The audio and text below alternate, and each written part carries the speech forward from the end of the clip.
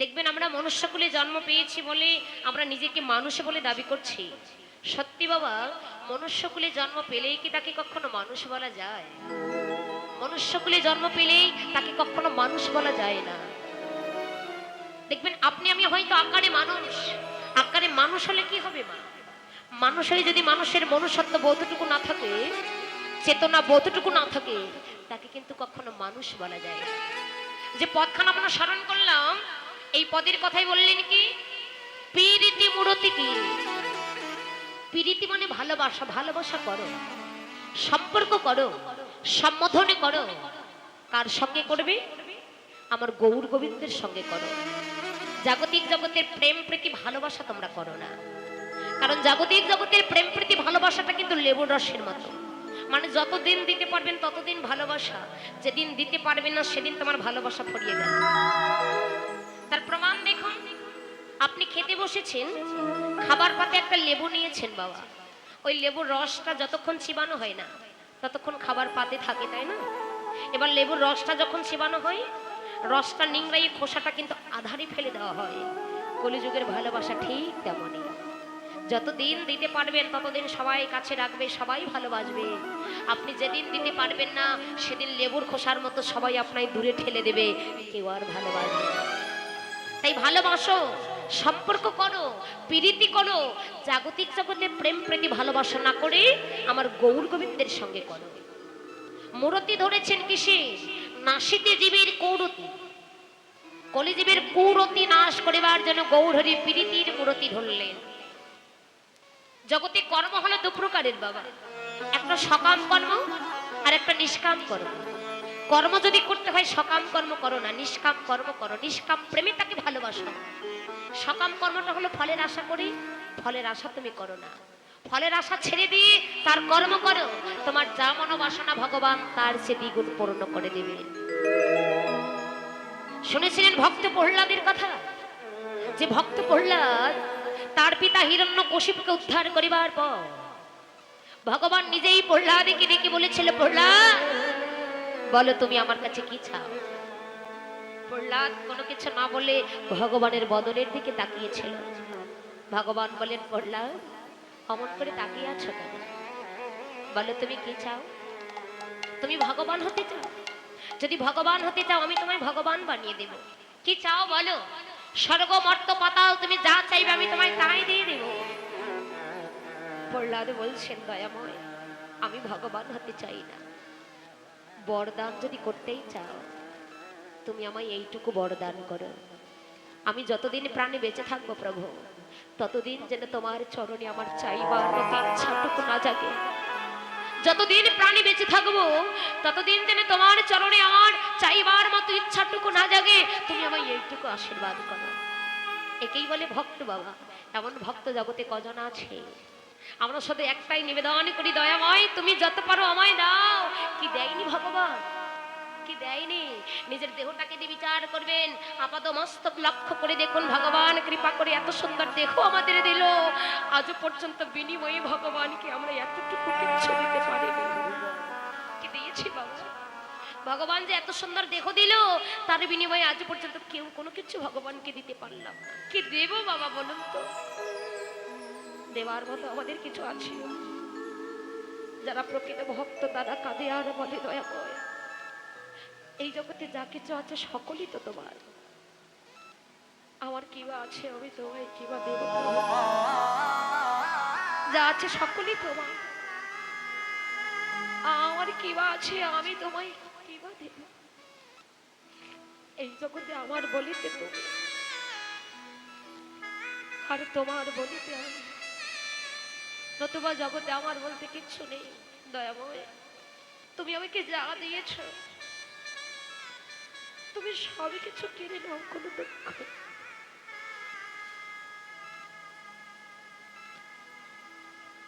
তুমি যা কিছু দিয়েছো প্রভু,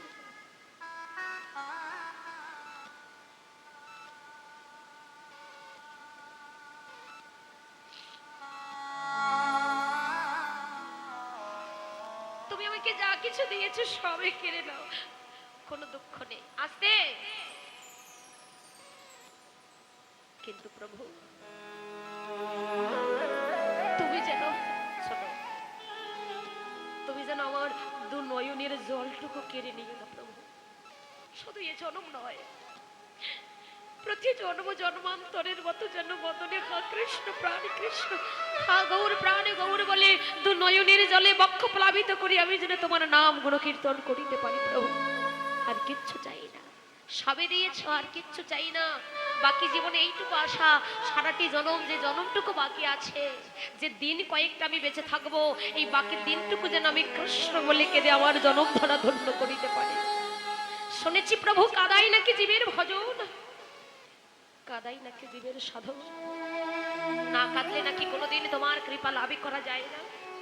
মাগো, যে যত সকাল সকাল কাঁদবে তার তত সকাল সকাল কৃষ্ণ কৃপা হয়ে যাবে। আজকে যারা কাঁদতে পারবে সেদিন তোমাদের আর কাঁদিতে হবে না, যারা আজকে কাঁদবে সেদিনই কাঁদতে হবে না। কোন দিনের কথা বললেন? যেদিন তুমি আমি ভব নদীর পাড়ে খাটাই গিয়ে দাঁড়াই রব, যেদিন তোমার আমার ভবলীলা সাঙ্গ হবে, সেদিন আর বসে বসে তোমায় কাঁদিতে হবে। কিন্তু আমরা অপরাধী জীব, তার নামের প্রেমে দুফোটাও নয়নের বাড়ি ছাড়াতে পারি না। আর আমাদের মতো অচৈতন্য জীবদের চৈতন্য দান করবার জন্য ভগবানের আজকেই লীলা। কলিযুগে আজকে আমার ভগবান কি নাম ধরেছেন মা? মায়েরা বলতে পারবেন কলির ভগবানের নাম কি? কথা বলুন, আমার সঙ্গে কথা বলুন। বলুন তো কলির ভগবানের নাম কি? জানেন না? কলির ভগবান কে? মহাপ্রভু। কলির ভগবান গৌরাঙ্গ মহাপ্রভু। পুরো নাম কি ধরলেন? আমাদের মতো অচৈতন্য জীবদের চৈতন্য দান করবার জন্য কলিযুগে আমার ভগবান নাম ধরলেন শ্রীকৃষ্ণ চৈতন্য মহাপ্রভু। আমাদের মতো অচৈতন্য জীবদের চেতনা দান করবার জন্য কত সুন্দর নাম ধরলেন শ্রীকৃষ্ণ চৈতন্য মহাপ্রভু।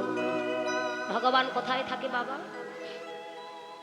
এই যে পদে বললেন রূপ স্বরূপ ধরো। কীর্তনটা হলো একটি জাগতিক, অপরটি আধ্যাত্মিক, একটি তত্ত্ব অপরটি তথ্য, একটি গৌণ অপরটি মুখ্য, একটি অন্তরঙ্গ অপরটি বহিরঙ্গ, একটি রূপ আর একটি হলো স্বরূপ। তাহলে জীবের রূপটাই কি আর স্বরূপটাই কি? আপনারা নিজেরা নিজেকে প্রশ্ন করবেন বাবা, আমি কে? কি আমার পরিচয়?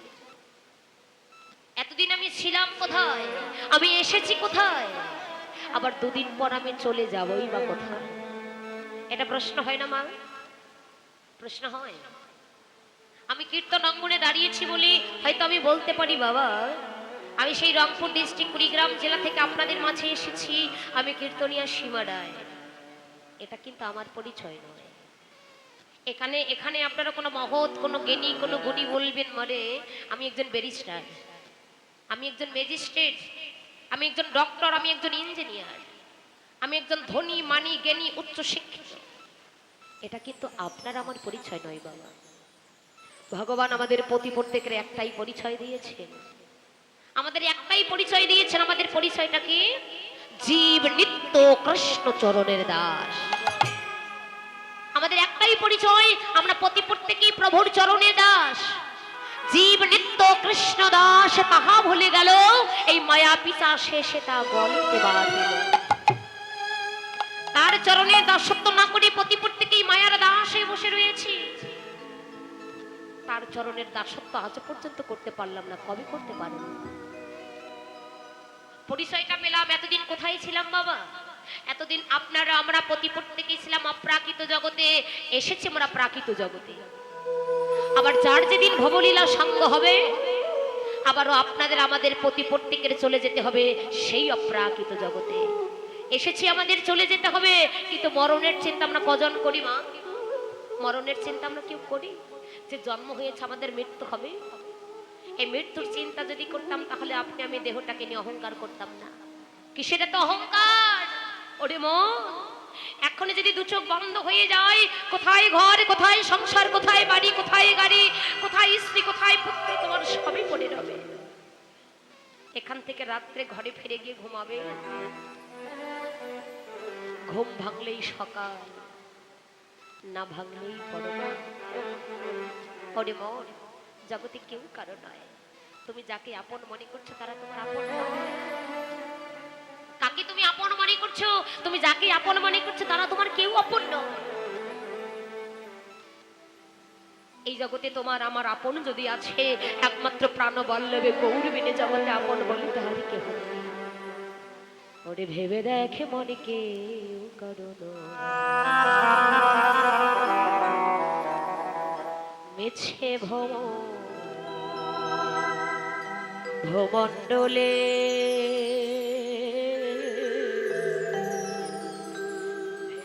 ভেবে দেখ মন কেউ কাঁদো না মিছে ভূমণ্ডলে ভেবে দেখ মন কেউ কাঁদো না মিছে ভূমণ্ডলে ভেবে দেখ মন কেউ কাঁদো না। আহা ভোলো না দো খেনা কালী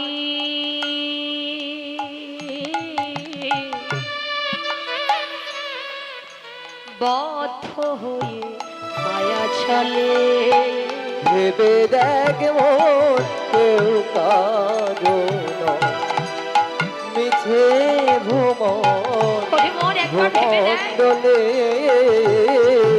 ভেবে দেখ মন কেউ কাঁদো না।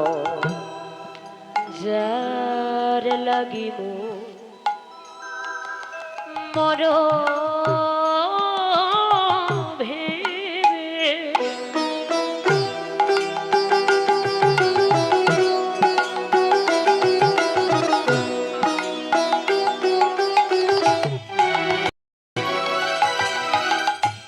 বলো সে কি তোমার সঙ্গে যাবে? তুমি যা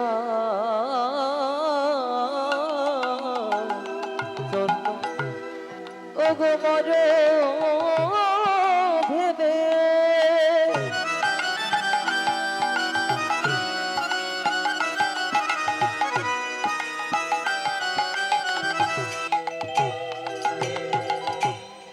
ওগো সে কি তোমার